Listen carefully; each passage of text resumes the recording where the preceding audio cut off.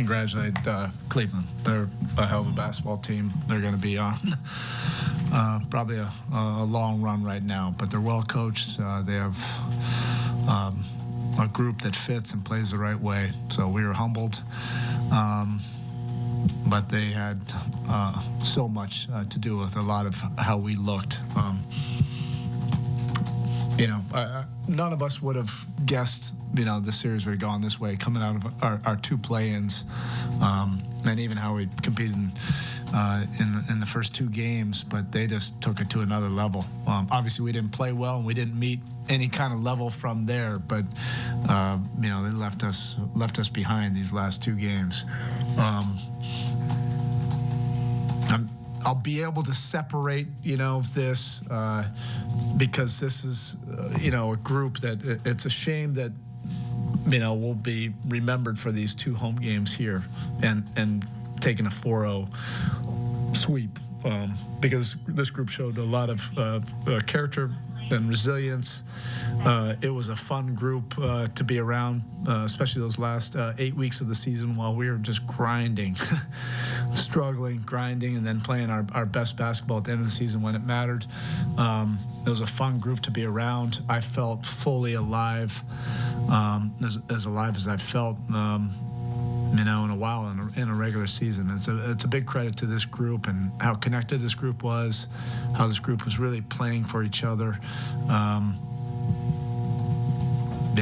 But it'll be a story that nobody really cares about because of how it ended, and I get it. But I feel for the locker room. This group has put a lot into this season, and to be able to overcome a lot of things, and then to have those two play-in games where most people would say, what's the big celebration? Mediocrity, but it was a lot of fun. When we won in Atlanta and flying to Cleveland, it was just a lot of fun on that plane ride. Really felt like this group was connected. I wish it was, potentially, we had somebody else, just to extend this, but Cleveland's a hell of a basketball team. You touched on it somewhat there, Spo, but how do you make sense of the whole year? I mean, there were some highs, there were some lows, there were the 10-game streak and all that stuff. I mean, it's just there's a lot of lows, probably more lows, but the thing that I'll always remember about this group was that all the adversity that we fought through it, to end up playing our best basketball. We were a couple of plays here or there from going 8 straight, possibly 10 straight, go 10 down and then 10 straight. Like, it's that close. It would have been a great story. But more importantly, it's, this league and this association, a long NBA season, you're always given that opportunity for that gift of adversity and, to have a group that responded in the way that you wanted a group to respond. To become more connected, to develop more resolve, to try to overcome, things. It was a fun experience. I think I became better from it. I hope the players became better from it. But damn, it was humbling.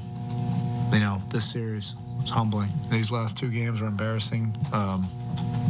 But Cleveland's also a very good team. We won whatever we won. They won 65. We're as irrational as we usually are, thinking that we have a chance to win this series, and they showed us why, we weren't ready, for that. Last year's playoff series against Boston kind of set the tone for Tyler's offseason. What lessons do you think Tyler could take from this series in these last? We'll get to that. Like, all these experiences are super important for all of our guys. I had a great game too, but it didn't, we just couldn't get it over the top to win. They schemed him, which is going to happen for the rest of his career. He's a competitor, so he loves that kind of challenge. And he'll figure it out. He'll have a great offseason. I don't want to think about that right now, but I know Tyler. I know what he's about. He's going to work, and he'll come back better from this. It's no doubt been a hectic season for Bam and Tyler leading the group, whether it be roster changes in the middle of the season and stuff like that. You mentioned it. Can this sort of humbling loss like this build character for them going into the future, especially? They already have the competitive character, but these kind of losses, and getting swept,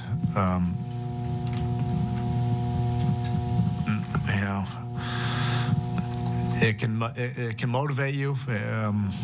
Those guys have great competitive character, and a drive.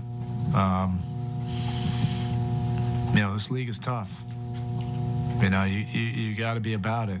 Those two guys are about it, and it's not like a bunch of teams have figured it out. I'm looking around, and it's like every playoff series is there's a lot of parity right now.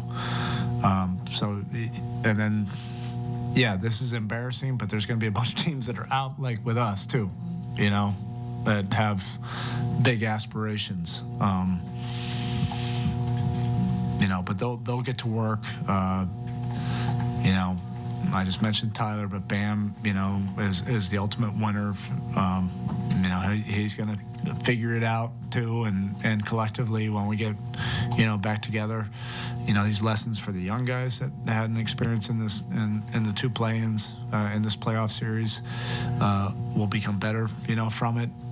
There's no way to fast track it unless you go through it, and sometimes there's pain, from that.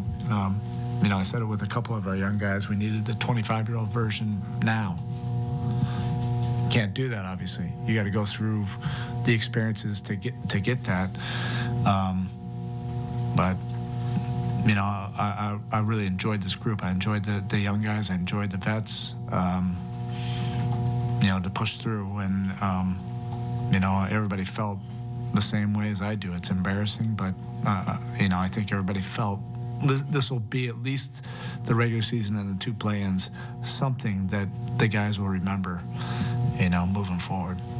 You said it, I think, during the losing streak, these are lessons nobody really wants to have to learn, or the challenges you don't want to have to overcome. But what you were just saying with the young guys, what is this experience, what does this postseason experience specifically look like in terms of building on it tangibly moving forward?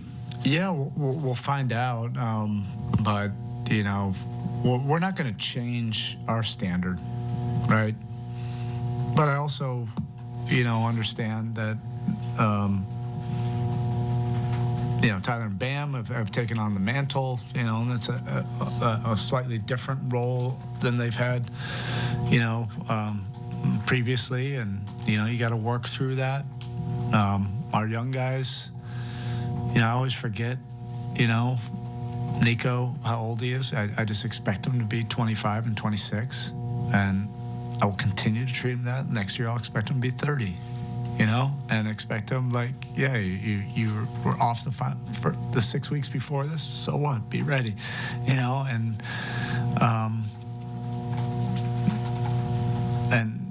the last year's playoff experience was really important for him. The two.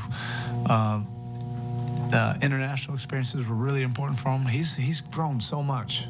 I can step back and recognize that. Khalil has grown so much.